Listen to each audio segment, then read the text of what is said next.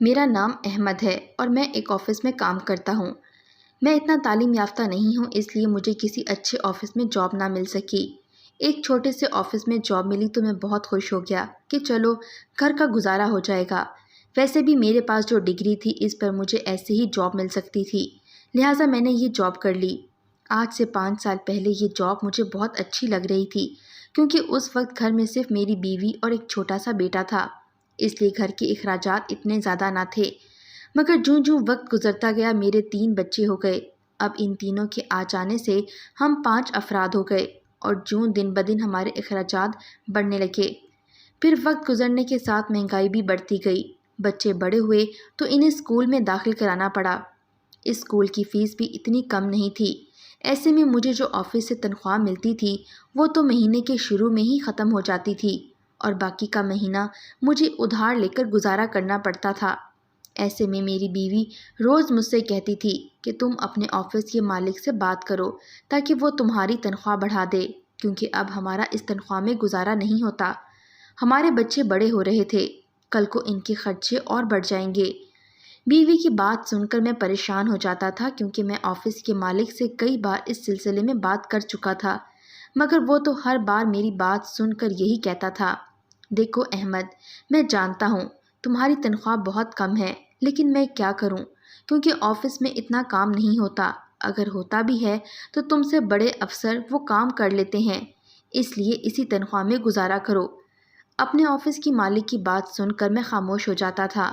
سچ تھا کہ آفس میں کام بہت کم تھا اور اگر اتفاق سے زیادہ کام آ جاتا تو مجھ سے بڑے افسر وہ کام لے جاتے تھے۔ یہ بات کئی بار بیوی کو سمجھانے کی کوشش کی، مگر وہ تو ہر بار ایک ہی بات کہتی تھی کہ تم یہ جاب چھوڑ کر کسی دوسرے آفس میں جاب کر لو۔ ہر بار بیوی کو یہ بات سن کر میں تب چاہتا تھا، ارے بھائی تم سمجھتی کیوں نہیں ہو، نئی جاب تلاش کرنا اتنا آسان نہیں ہے۔ یہ سن کر میری بیوی بھی غصے میں آ جاتی، پچھلے کئی سالوں سے تم اسی تنخواہ پر کام کر رہے ہو اور تمہارا مالک تمہیں اسی تنخواہ پر کام لے رہا ہے۔ مجھے تو لگتا ہے کہ تمہارے آفس کے مالک کی نیت میں کھوٹ ہے، وہ تمہاری تنخواہ بڑھانا ہی نہیں چاہتا۔ لیکن میں تمہیں بتا دوں، اب میں اس تنخواہ پر گزارا نہیں کر سکتی۔ بیوی کی یہ دھمکی سن کر میں گھر سے باہر نکل آتا اور سوچتا کہ شاید میری بیوی کی بات ٹھیک ہی تھی، لیکن اگر میرے آفس کے مالک کی نیت خراب تھی تو میں کیا کر سکتا تھا؟ اگر میں یہ آفس چھوڑ دوں تو مجھے نئی جاب کون دے گا؟ یہی سوچ کر میں سب کچھ برداشت کر لیتا تھا۔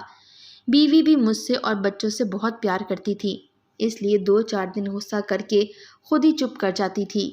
خیر، محبت تو مجھے بھی اپنے بیوی بچوں سے بہت تھی۔ میں بھی چاہتا تھا کہ میری بیوی بچے بھی دوسروں کی طرح عیش کریں اور انہیں کسی چیز کے لیے ترسنا نہ پڑے، لیکن یہ سب میری قسمت میں لکھا ہوا تھا اور قسمت کو بدلنا میرے ہاتھ میں نہیں تھا۔ یوں وقت گزرتا گیا اور میرے حالات بھی جوں کے توں رہیں۔ وقت کے ساتھ ساتھ روزمرہ کی چیزوں کی قیمت بھی بڑھنے لگی۔ ایسے میں ہر آدمی پریشان تھا کیونکہ تنخواہیں کم تھیں اور اخراجات زیادہ تھے، اس لیے میں نے بھی اسی تنخواہ پر صبر شکر کر لیا۔ میرے اپنے کئی ایسے دوست تھے جو بے روزگاری کے ہاتھوں تنگ تھے۔ میں اللہ کی ناشکری کیسے کرتا کیونکہ میرے پاس تو جاب تھی۔ میرے بچے دوسرے لوگوں کے بچوں کی طرح بھوکے نہیں سوتے تھے، یہ میرے لیے شکر کی بات تھی۔ انہی دنوں رمضان کا بابرکت مہینہ آ گیا اور میں دعا کرنے لگا کہ اللہ اس مہینے کے صدقے ہم سب کا رزق بڑھا دے، اور میں نہ چاہتے ہوئے اپنے آفس کے مالک کی طرف دیکھنے لگا کہ شاید وہ اس رمضان میری تنخواہ بڑھا دے۔ مگر دن گزرنے لگے اور میری مایوسی کسی خوشی میں تبدیل نہ ہوئی۔ اگرچہ آفس میں کچھ کام بڑھ گیا تھا جس کی وجہ سے میری مصروفیت بھی بڑھ گئی تھی۔ میں صبح سویرے آفس کے لیے نکلتا تو مغرب کی اذان سے آدھا گھنٹہ پہلے ہی گھر پہنچتا تھا۔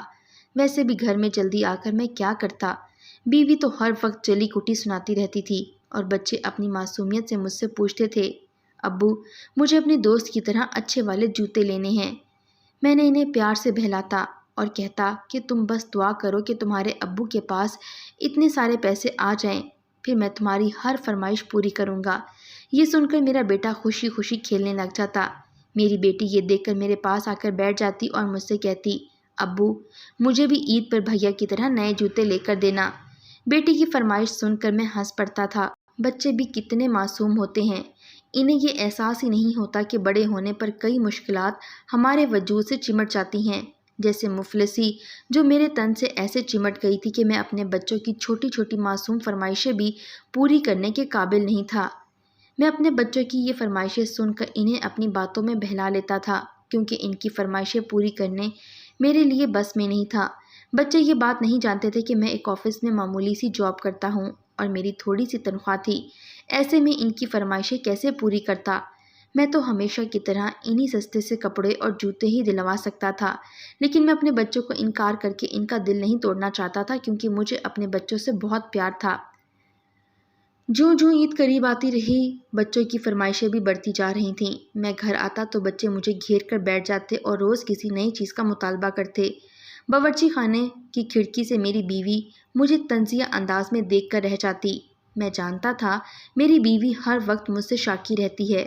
میں جانتا ہوں کہ اس کم تنخواہ میں گھر چلانا اس کے لیے مشکل ہوتا جا رہا تھا، لیکن ایسے میں اللہ سے دعا کرنے کے علاوہ کوئی چارہ نہیں تھا، کیونکہ اپنے آفس کے مالک کے سامنے اپنے دکھ رو رو کر میں تھک چکا تھا۔ پھر ایک دن میں کام سے تھکا ہارا گھر آیا۔ ابھی افطاری میں 20 منٹ باقی تھے۔ بچے اندر کھیل رہے تھے جبکہ میری بیوی افطاری کے لیے جوس بنا رہی تھی۔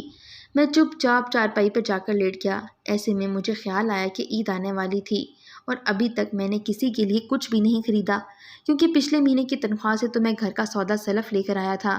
اب اس مہینے کی تنخواہ اگر عید کے بعد ملتی تو یقیناً بچوں کے لیے کچھ نیا خرید نہیں پاتا اور نہ ہی اپنی بیوی کے لیے۔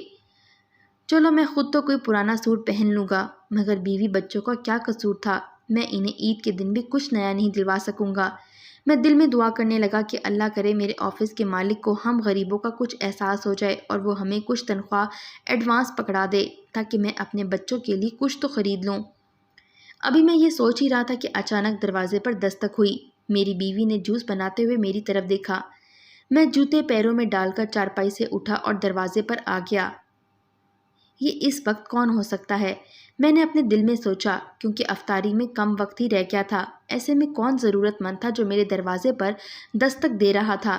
خیر، اپنی سوچوں کو جھٹک کر جب میں نے دروازہ کھولا تو مجھے حیرت کا ایک جھٹکا لگا، کیونکہ سامنے ایک نقاب پوش لڑکی کھڑی تھی۔ اسے دیکھ کر میں ہکا بکا ہو گیا، کیونکہ یہ لڑکی اس وقت میرے دروازے پر کھڑی کیا کر رہی تھی اور اسے مجھ سے کیا کام تھا؟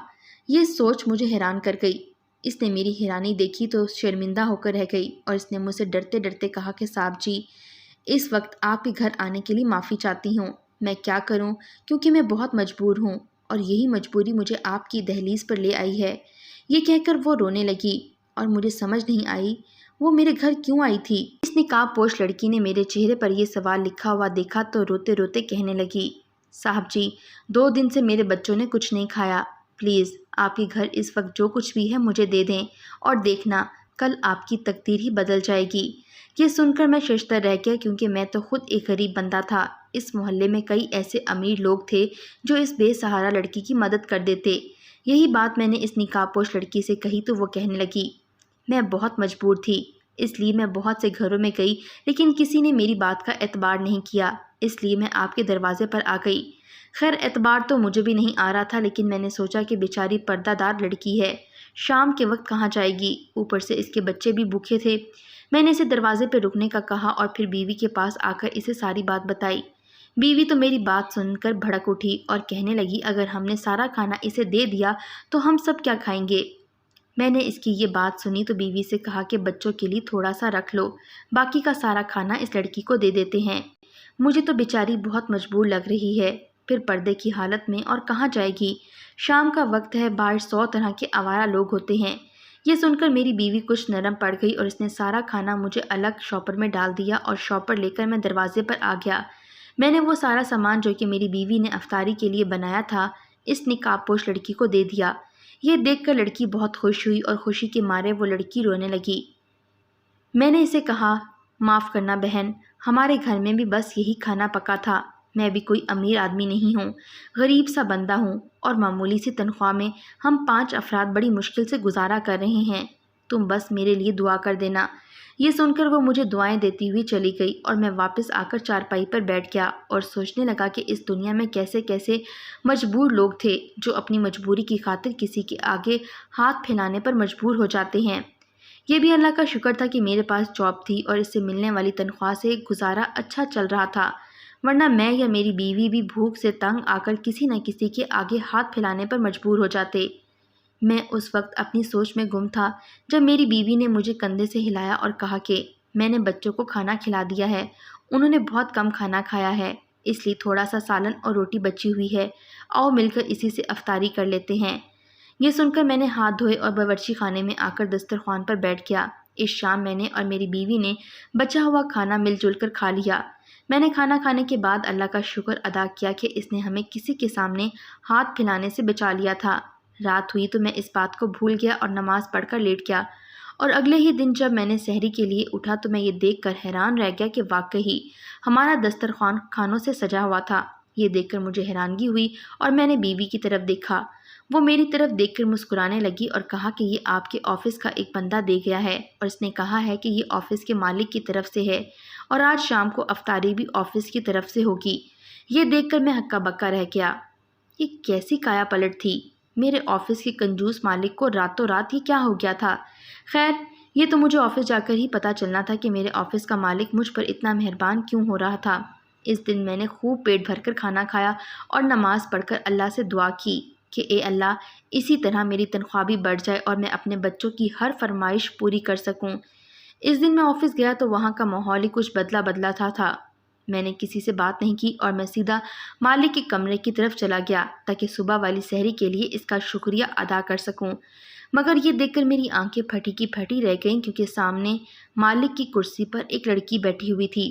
اس نے مجھے اندر آتے دیکھا تو مسکراتے ہوئے کہنے لگی، آپ کو اس کھانے کے لیے شکریہ ادا کرنے کی ضرورت نہیں ہے احمد صاحب، کیونکہ یہ تو ہمارا فرض تھا۔ یہ بات سن کر میں الجھ گیا۔ اس نے میری الجھن دیکھی تو کہنے لگی، یہ میرے والد کا آفس ہے اور والد کے انتقال کے بعد اسے والد کے دوست کے حوالے کر دیا تھا، لیکن آہستہ آہستہ مجھے والد کی دوست کی شکایتیں آنے لگیں کہ یہ ورکرز کے ساتھ بہت برا سلوک کرتے ہیں اور ان سب کی تنخواہیں کئی سالوں سے روک رکھی ہیں۔ بس یہی دیکھنے کے لیے میں یہاں آئی اور یہاں کام کرنے والے ورکرز سے روح بدل کر ملی تاکہ انہیں شک نہ ہو۔ یہ سن کر میں حیران پریشان رہ گیا۔ اس نے مجھے بتایا کہ یہ وہی نقاب پوش لڑکی ہے جو آپ کے گھر آئی تھی تاکہ آپ کو کچھ آزما سکے۔ یہ کہہ کر اس نے ایک لفافہ میری طرف بڑھایا اور کہا، آپ اس آفس کے پرانے ایماندار اور قابل ورکر ہیں، اس لیے میں نے سب سے پہلے آپ کی تنخواہ بڑھا دی ہے۔ یہ سن کر مجھے یقین نہیں آ رہا تھا کہ ایسا بھی ہو سکتا ہے۔ میں نے جلدی سے تنخواہ پکڑی اور اپنے بچوں کے بارے میں سوچنے لگا کہ آج میں ان کو عید کے کپڑے دلواؤں گا، اور دل ہی دل میں اپنے رب کا شکر ادا کرنے لگا جس نے میرے پر کرم فرمایا۔ اللہ پاک نیکی ضائع نہیں کرتا اور اس کا صلہ کسی نہ کسی صورت میں ضرور دیتا ہے، بے شک۔